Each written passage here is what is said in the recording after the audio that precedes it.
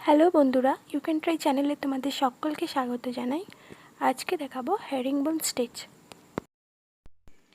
প্রথমে দুটো parallel line draw করে নিয়েছি। এরপর একেবারে উপরে লেফট সাইডে 4 নিলাম।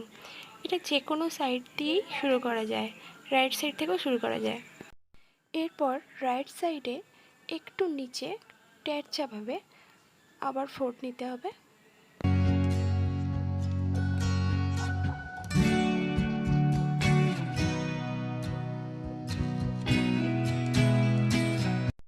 এরপর ক্রস করে আবার লেফট সাইডে 4 নিতে হবে।